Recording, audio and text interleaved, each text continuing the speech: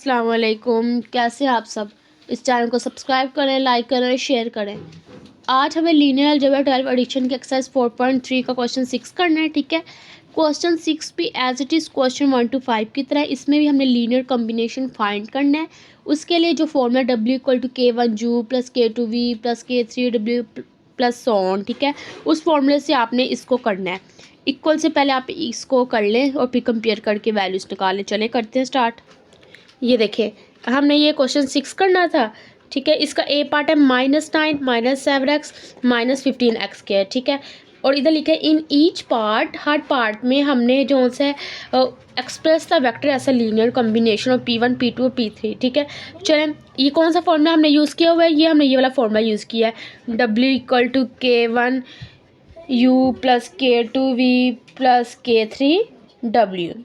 बस हमने इसमें ये फ़र्क किया है कि U की जगह क्या लिख दिया है P1, V की जगह P2 और W की जगह P3 लिख दिया है। ठीक है, और इस फॉर्मूले, सिर्फ इस फॉर्मूले के मुताबिक हमने इसमें वैल्यू पुट किया। ये हमारी W इसको लेट कर लिया। ठीक है, और ये K1U + K2, ये K1 P1 हो गया प्लस K2 P2 हो गया प्लस K3 P3। ठीक है, अब K1 और K2 और K3 को अंदर जाके आपने मल्टीप्लाई करना है। चलें क्या होगा 2K1 K1x 4K1x के।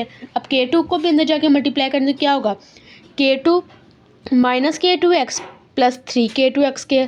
K3 को भी अंदर जाके मल्टीप्लाई करेंगे तो क्या होगा 3K3 2K3x 5K3x के। ठीक है, अब आपने इसको प्लस करना, पर प्लस हमेशा वेक्टर्स में पहली को पहली से ही करेंगे, दूसरी तीसरी के साथ कभी नहीं करेंगे। तो ये देखें इसमें जो सा हमने पहली को पहली के साथ करना है, तो ये पहली पहली पहली मतलब कांस्टेंट टर्म को कांस्टेंट के साथ, एक्स वाली को एक्स वाली के साथ और एक्स स्क्वायर को एक्स स्क्वायर के साथ। तो ये देखें 2K1 + K2 + 3K3, क्योंकि हम सेम जो हमारे जो सेम होते हैं अल्फ़ाबेट वेरिएबल्स वगैरह उन्हीं के साथ करते हैं ना। ठीक है, कर दिया। आगे एक्स को हमने देखना है, एक्स वाली कहाँ है, एक ये है, इसमें कहाँ है एक्स, खाली एक्स वाली ये है और इसमें ये है, इन तीनों को प्लस कर दिया है। अब एक्स स्क्वायर वाली एक ये है, ये इनको अलहदा कर दिया। ठीक है, इनको प्लस करने के बाद हमने जो सा है इसमें से एक्स कॉमन निकाल लिया, इसमें से एक्स स्क्वायर कॉमन निकाल लिया, निकल रहा था बाद में। अब हमने जो इसका काम है कंपेयर करना है। अगर देखें तो ये कांस्टेंट टर्म को कांस्टेंट टर्म के इक्वल कंपेयर कर दिया, एक्स वाली टर्म को एक्स वाली टर्म के कंपेयर कर दिया और एक्स स्क्वायर को एक्स स्क्वायर से कंपेयर कर दिया। ठीक है, ये देखें सिर्फ आपने उसके जो से -50 -7 ऐसे लिख दिया। ये हमारे पास देखें तो ये 3 इक्वेशंस बने हैं। ठीक है, अगर साइमल्टेनियसली आपसे सॉल्व हो रही है तो आप इसे कर सकते हैं। ठीक है, अगर उस तरह करने से ज़्यादा लंबा मेथड हो जाएगा तो हम जो सा है इसको इसका ऑगमेंटेड मैट्रिक्स बनाएंगे और फिर जो सा इसको रिड्यूस एचेलन फॉर्म में करेंगे और K1 K2 K3 की वैल्यू निकल आएंगी। चलिए ऑगमेंटेड मैट्रिक्स बनाते हैं।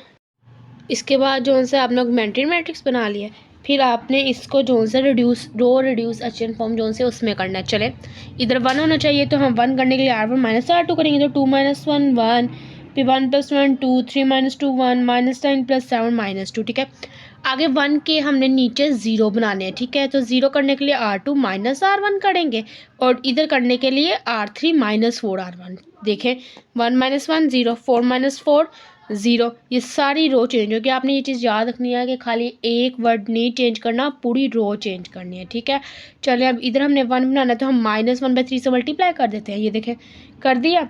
इसके बाद जो सा इधर जो सा 1 आ गया और ये सब सारों को -1/3 से हमने मल्टीप्लाई कर दिया।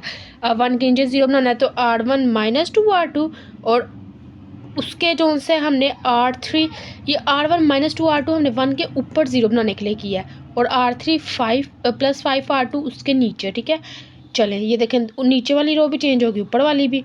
अब हमने इधर 1 लाना है तो हम -3/2 से मल्टीप्लाई करेंगे तो 1 आ गया।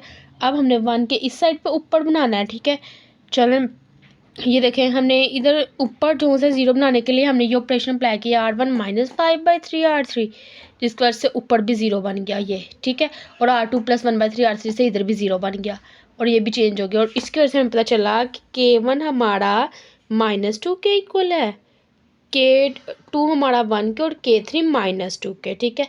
आपने एंड पे इसको एक्सप्रेस कर देना है वेक्टर में, ठीक है ना। ऐसा लीनियर कॉम्बिनेशन के है नहीं, लीनियर कॉम्बिनेशन तो आइए तो हमें पता चल गया। चलें, यही हमारी इक्वेशन है। इधर आप W की वैल्यू पुट कर लें, जो है जो ही मतलब उन्होंने हमें पार्ट में पहले में दी थी, हमने इक्वल की थी, उधर लिख लें, ठीक है। K1 की जगह K1 की वैल्यू, P1 की जगह P1 की आप कर लें, K2 की जगह K2 की, P2 की जगह P2, K3 की जगह K3 और P3 की जगह P3, बस इस फॉर्म में कर देनी है। आप इधर P1 P2 P3 की वैल्यू पुट कर लें, ओके। बस यही हमारा इसका आंसर था, ठीक है। बाकी पार्ट आप लोगों ने इसके खुद करने हैं, क्योंकि बिल्कुल सेम है। बस आपको अगर कोई मसला आएगा तो इसके सी पार्ट में आ सकता है, क्योंकि उधर सिर्फ आपको दिया हुआ है ज़ीरो दिया, कोई सेट नहीं बनाना, कोई मैट्रिक्स बना। बाकी A B और D सेम पार्ट है, ठीक है। A पार्ट कर दिया, B D भी सेम है, बस वैल्यू चेंज है, ठीक है। जो सी पार्ट है उधर ज़ीरो दिया आपने, इसको कैसे सोल्व करना है। ये तो A की वैल्यू है, आप इस ज़ीरो को एक सेट बना सकते हैं। कैसे, ये देखें, 0,0,0 ये बना लें आप, ठीक है। बना लिया अपनी ईजी के लिए, आसान के लिए। और इसको क्या लेट कर लें, W, फिर ऐसे कर लें W equal to K1 P1 plus K2 P2 plus K3 P3, ठीक है। फिर आप जो से इसमें वैल्यू पुट कर लें। W क्या है हमारे पास, 0,0,0 इक्वल टू K1 P1 क्या है 2 प्लस X प्लस 4X क्या प्लस K2 P2 क्या है हमारे पास 1 minus x plus 3X square और प्लस K3 P3 क्या है हमारे पास 3 प्लस 2X प्लस 5X के, ओके। फिर आपको इसको वैसे सॉल्व कर लें। एंड पे जब आप कंपेयर करेंगे तो 0 के इक्वल कंपेयर होगा। पर आप एक बार याद रखिएगा, अगर कोई ज़ीरो सेट या ज़ीरो मैट्रिक्स आ जाए ना इधर W की जगह, या पूरा ज़ीरो सेट या ज़ीरो मैट्रिक्स, एक नल मैट्रिक्स उसको कह लें, ठीक है, तो उधर आपका K1 जो सा है वो भी ज़ीरो के इक्वल होगा, K2 भी ज़ीरो के इक्वल होगा और K3 भी ज़ीरो के इक्वल होगा। ये तो आपको पता है, यही इसका आंसर है, ठीक है। इसमें आपने परेशान नहीं होना कि खाली ये जो है इसको एक सेट कोई मैट्रिक्स नहीं दिया, आप खुद बना लें, उसको कंपेयर कर लें, फिर तो आंसर यही होगा। आंसर में कोई फ़र्क नहीं आएगा, ज़ीरो वाले आंसर हमेशा सेम ही होता है, ठीक है। बाकी B और D पार्ट सेम है इसका। चले, अगर पता ना चले तो आप पूछ सकते हैं, या कोई BD पार्ट आपसे सॉल्व ना हो तो आप अगेन कमेंट सेक्शन में पूछ सकते हैं। अब हमने क्वेश्चन 7 करना। क्वेश्चन 7 है, in each part determine whether the vector span R3, ठीक है। पहले हमने 6 तक सिर्फ यही बताया, लीनियर कॉम्बिनेशंस निकाले थे। अब स्पैन बताना है कि हो रहा है कि नहीं हो रहा, ठीक है। ये देखें, हमने इसी फॉर्मूले के से सारा करना है। ये देखें, ये W equal to K1 V1 plus K2 V2 plus K3 V3 जो दी है। W आप लेट कर लें, B1 B2 B3 A B C भी आप लेट कर सकते हैं, आपकी मर्ज़ी है। XYZ भी लेट कर सकते हैं, कुछ भी आप लेट कर सकते हैं। मैंने W B1 B2 B3 late कर दिया, ठीक है। उसको W की जगह लिखा K1, V1 की जगह V1 की वैल्यू, V2 की जगह V2 की और V3 की जगह V3 की वैल्यू, ठीक है। K1 को अंदर जाके मल्टीप्लाई कर दिया, फिर K2 को अंदर जाके मल्टीप्लाई किया और K3 को अंदर जाके मल्टीप्लाई किया। अब प्लस करना है, पहली को पहली में, दूसरी को दूसरी में, तो आ गया। ज़ीरो लिखने की जरूरत नहीं, आप लिख भी सकते हैं। तीसरी को तीसरी में लिख दिया। अब मैंने इनको कंपेयर कर दिया, पहली को पहली के इक्वल, दूसरी को दूसरी के इक्वल, तीसरी को तीसरी के इक्वल, और ये 3 इक्वेशंस बन गई, ठीक है। अब आप इसको एक ऑगमेंटेड मैट्रिक्स बना लें, पर B1 B2 B3 को नहीं लिखना, इक्वल से पहले वाली को ऑगमेंटेड मैट्रिक्स बनाना है। ये देखें, K1 वाले की वैल्यू खुद क्या है 2 2 2 लिख दिया। अब K2 इधर है नहीं तो ज़ीरो लिख दे, इधर भी नहीं है ज़ीरो लिख ले, इधर 3 है 3 लिख दिया। K3 इधर नहीं है, ज़ीरो लिख दिया। K3 की वैल्यू 1 है, इधर 1 है तो लिख दिया, ठीक है। ये ऑगमेंटेड मैट्रिक्स हमने बना लिया। अब आप, ठीक है ना, अब देखें, अब अगर हम इसका डिटर्मिनेंट ले लें, इसको और सॉल्व करने की कभी ज़रूरत नहीं है, डिटर्मिनेंट आप लेके देख सकते हैं। डिटर्मिनेंट लिया तो डिटर्मिनेंट का यही साइन होता है, ये वाला, ये साइन लगाया हमने, और अब पहली इस वाली रो से हमने एक्सपेंड किया, इधर से 2 लिया, फिर ये इसकी क्रॉस मल्टीप्लिकेशन, फिर ये 0 -0 प्लस 0 लिखने की जरूरत नहीं है, तो 0 1 ज़ा 0 -3 2 -3 -6 आ गया।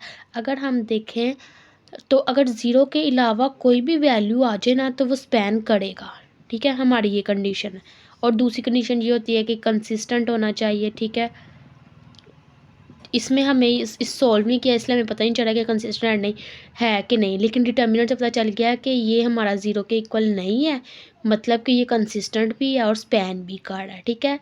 यहाँ से पता चल गया, अगर ज़ीरो होता तो ये स्पैन नहीं करना था, पर ज़ीरो के अलावा वैल्यू है तो ये स्पैन कर रहा है, ठीक है।